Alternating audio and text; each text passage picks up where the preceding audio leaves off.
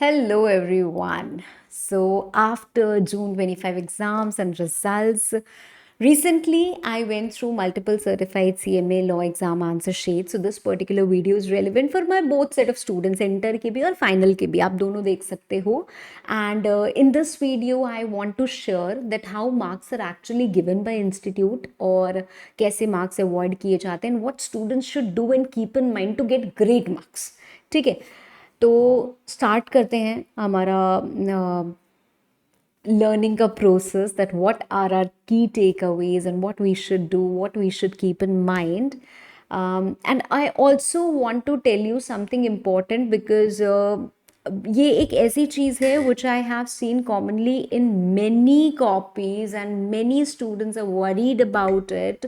So initially I was also shocked that how can institute do this, but deep down when you analyze you will get to know that this is why it is being done. What am I talking about? Ma'am कहाँ बिना sir पैर के आप बात कर रहे हो? So this I'll come to the end because this is relevant only for my CMA final students. But फिलहाल हम इस वीडियो को शुरू करते हैं. And the first thing that you want to know, you should know, is that institute always divides the answer in steps. आप कभी भी कोई भी पेपर कोई भी आंसर उठा के देख लोगे तो आपको हमेशा दिखेगा कि इंस्टीट्यूट क्या करती है, अपने आंसर को स्टेप्स में डिवाइड कर लेती है. अगर उन्होंने 4 स्टेप में डिवाइड किया है, ठीक है, so you are expected to write those 4. If you write the 5th one, उस पर आपको मार्क्स नहीं मिलेंगे. So it's important to identify कि आंसर में क्या लिखना है, एंड वो तभी आएगा when you will like review about 200 questions, right.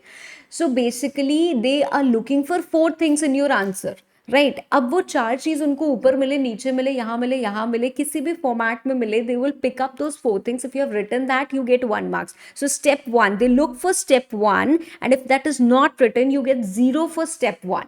Likewise, all the steps are added and you get the collective marks. ठीक है. ओके. अब ऐसा भी होता है कि जैसे मान लेते हैं कि कोई क्वेश्चन में 6 पॉइंट्स हैं, ठीक है, और किसी ने सब 6 पॉइंट्स लिखे हैं, तो क्या उसको फुल मार्क्स मिलेंगे? द आंसर इज नो, नहीं मिलेंगे. अरे मैम ये क्या बात हुई, क्यों नहीं मिलेंगे? तो देखो क्यों फुल मार्क्स नहीं मिलते हैं, because it's important that your 6 points should have certain trigger words, keywords. The points maybe in your language फिर भी मिलेंगे, कोई दिक्कत नहीं है, बट उन पॉइंट्स में वो एसेंस होना चाहिए, ठीक है. समटाइम्स ऐसा भी होता है कि जैसे यहाँ पे आपको दिख रहा है स्क्रीन पे कि 0.5 मिला है. मैम यार हर स्टेप का कुछ तो नंबर होगा ना, आधा नंबर भी, जैसे अगर 1 मार्क है इस पर्टिकुलर स्टेप का तो क्या हमें आधा भी मिल सकता है? Yes. It is when you have written something relevant but not exactly as expected.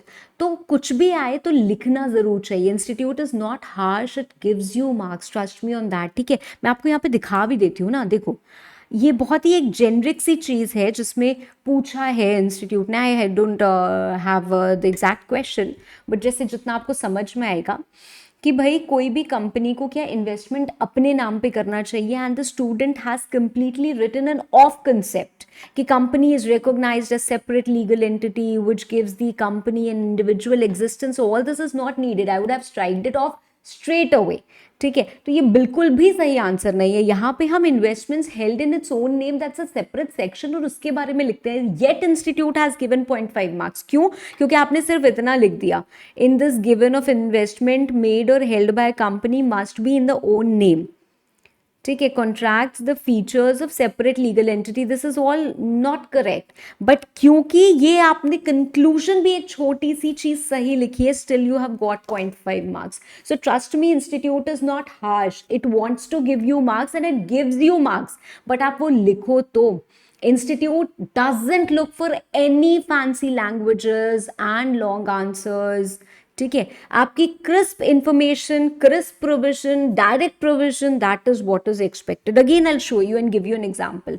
ये देखो, it doesn't matter whether you are an inter student और फाइनल स्टूडेंट, इतनी चीज सबको समझ में आती है. ठीक है, I will be really quick in this video because I don't want to waste any time. मैं बस आपको क्लियर और सही बातें बताना चाहती हूँ. मैं ऐसे आपको गोल गोल कुछ घुमाना नहीं चाहती हूँ कि I am going to elaborate the video and make it of 20 minutes. No, that's not my intention at all. Crisp चीज़ें आपको बताना चाहती हूँ, what will actually help you. It's not that I am here to do some type of time pass कि हाँ इधर घुमाए उधर घुमाए, नहीं. तो चलो, तो इस क्वेश्चन में देखो यहाँ पे क्लासिफिकेशन क्या किया, बच्चे ने ऐसे ऐसे, they have made a flow chart type of thing which I don't recommend, although my charts are very popular but I don't recommend that. ठीक है, लिखने के लिए नहीं, याद करने के लिए बहुत इंपॉर्टेंट है, पर फिर भी ऐसे ही लिख दिया, इन्वेस्टमेंट ऐसे लिख दिया, टर्नओवर ऐसे लिख दिया, still they have got marks. So institute is basically looking for that information. इसका मतलब ये नहीं है कि जाके पेपर में फ्लो चार्ट बना के आना है, ठीक है, नहीं बना के आना है, but if at all you not able to present anything, तो आपको वही याद है तो आप वो ही बना दो, मतलब पूरा चार्ट फॉर्म में मत बनाओ, उसी को पॉइंट्स में लिख दो, छोटा छोटा, the main information, that is something which is needed. Writing long irrelevant answers doesn't fetch extra marks, in fact quality always exceeds quantity. तो कई बार ऐसा भी होता है, I have seen that students have written very long answers and उसमें जो important या रेलिवेंट पॉइंट्स भी होते हैं ना, it might not draw attention to those relevant points और वो हिडन रह जाते हैं. ठीक है, तो मतलब ये दिक्कत क्रिएट करेगा आप ही के लिए. ठीक है, नाउ सबसे इंपॉर्टेंट बात जो सब स्टूडेंट्स की प्रॉब्लम है कि मैम लॉ का अगर हम खुद अपनी सर्टिफाइड कॉपी देख रहे हैं, 2.5 out of 7, 3 out of 7, 3.5 out of 7, 4 out of 7, really I'm seeing the student who is getting 7 out of 7 or 6 out of 7 or 6.5 out of 7. So why not these good marks and why always average marks in every question, in almost every question? See, the reasons are clearly evident in the certified copies. In fact, you also know that. सबसे बड़ा और सबसे पहला reason है that the answers are incomplete. See, if a question is of 7 marks and supposedly you have read 11 points on that particular topic, then you must write all 11 points. If you stop after writing 5 to 6 points, of course you will lose marks. Second बहुत बड़ा reason है that there is over reliance on own words. हम अपने language में लिखते हैं answers, that's great, but then law has a lot to do with language and precision. Without keywords your concept will always be half baked. आप कितना भी उसको कोशिश कर लो सजाने की, आपको कीवर्ड्स या आपको लॉ के वर्ड्स को डालना ही डालना पड़ेगा, then your answer will cook in entirety. ठीक है, तीसरी चीज होती है that institute has a certain expectation कि आप हमारे स्टाइल में लिखो, that is what we will like. So for this you must structure your answer in a way which institute wants to see. ठीक है, और थोड़ा सा नीट रखो and make it like legally strong, right? वो कैसे आएगा? वो प्रैक्टिस करने से ही आएगा. ठीक है, वो ऐसे ही तो बिल्कुल भी नहीं आएगा. You need to practice a lot. ठीक है, तो if I summarise the key takeaways, then you have to understand that you must attempt all the questions because there is clear step marking and even partial answers fetch you marks. If you have written even half a point, it might get you half marks, right? If it that's correct, right? If you present a structured answer and in points you get better marks instead of long elaborated paragraphs. If you quote the correct section number, you get even better marks. I've seen 2 answers exactly the same with section number and a neat presentation without section number. That particular person gets slightly more marks.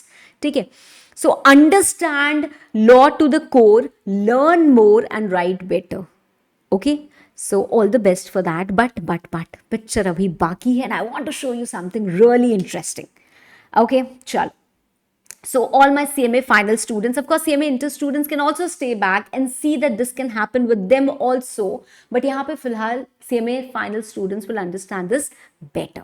ठीक है? Okay. So क्या है ma'am? ये एक question आया था. ठीक है, क्वेश्चन क्या आया था? Evolving corporate governance in family business. Now this gives a clear cut impression to students कि ये बात कर रहे हैं हमारे features of corporate governance in family business. ठीक है, तो ये इंस्टीट्यूट के मटेरियल का एक स्क्रीनशॉट है जहां पे हम features of corporate governance in family business की बात करते हैं. यहाँ पे क्या लिखा है? जो डायरेक्टर्स या सीनियर मैनेजमेंट होते हैं वो फैमिली से होते हैं. डायरेक्टर्स और senior management from family. Formation of coterie is common. Formation of coterie. ठीक है, उसके बाद emotions are attached. Attachment of emotions. ठीक है, फिर conflict of interest. Conflict of interest is very common. Conflict of interest. Dilution of share holding over generation. Ownership is diluted. over passing of generation. Hardcore professionals avoid working, hardcore professionals avoid working. Death or disability of senior management, मतलब सारे के सारे points आप देखोगे तो exactly same लिखे हैं features के, but the person, the child has got zero. क्यों? Why ma'am? Because this was not the question all about. हम लोग क्या कर रहे हैं ना, हम लोग लॉ को समझने की कोशिश ही नहीं कर रहे हैं, because we have probably read about the features. Yes, I completely agree and believe that slight और maybe 0.5 or 1 mark the student could have got, but for that also they should have elaborated and solution भी लिखना चाहिए था, क्योंकि हम evolving corporate governance की बात कर रहे हैं. तो उसका सोल्यूशन ये है कि आपको बैलेंस करना है फैमिली और उसको, आपको क्लियर सक्सेशन प्लान्स बनाने हैं ताकि कॉन्फ्लिक्ट ना हो, आपको क्लियर अच्छे से टर्म्स बनाने हैं, ठीक है, आपको ट्रांसपेरेंसी रखनी है, आपको कम्युनिकेशन रखना है. So how do you evolve? That is what was asked in the question, right? तो many a times we fail to understand the expectation of the question, ठीक है. और एक छोटी सी एडवाइस मेरी और भी रहेगी, यहाँ पे तो बहुत क्लियर कट हमें ये समझ में आता है, but sometimes it may happen that okay, this is a very important piece of advice for both the set of students. Okay, so listen to me very carefully. Maybe there is a question जो MQP December 23 में आया, फिर वो MQP June 24 में भी आया, and both the answers differ. Now what will you do? You have to go for the latest one. In fact, sometimes it may happen that it differs from the study material also. तो अगर हमारा ऐसा कुछ भी है, so you have to understand कि study material institute ने दे दिया है, but whenever the paper is being checked, the guidelines given to the examiner for checking is entirely different from study material. So keep yourself updated, right? Updated with the latest answer, updated with the latest limits, updated with the both the answers. मतलब कि institute कहाँ कहाँ क्या क्या सोच रही है और क्या हमसे एक्सपेक्ट कर रही है. I understand that many a time students को बहुत सारी दिक्कत होती है कि यार मैम यहाँ तो ये लिखा है, वहाँ तो वो लिखा है, हमें अमेंडमेंट नहीं बताया, हमें ये नहीं बताया, हमें वो नहीं चीज़ें बताई है, क्लैरिटी नहीं दी है. Every student my dear is, I shouldn't be saying this, and I don't even feel like saying this, but is a beggar till he qualifies and leads. And beggars are not choosers. I am also a beggar. ठीक है, क्योंकि मेरे जो students हैं, मेरे जो बच्चे हैं, अगर वो सफ़र कर रहे हैं because of lack of clarity या समथिंग लाइक दैट, या यहाँ आंसर कुछ और है, वहाँ आंसर कुछ और है, समझ नहीं आ रहा है क्या लिखना है क्या नहीं लिखना है, तो मुझे भी बहुत हेल्पलेस सा फील होता है. So but that is how it is, right? We can only demand, fight and hope for fair things, fair checking, fair guidance, everything, but ultimately it's not in our hands ना. तो हमें वो करना चाहिए जो हमारे हाथ में है, ठीक है. So I hope this gives you a good amount of guidance to how to write and present your answers and prepare yourself. Wish you all the very best. Thank you.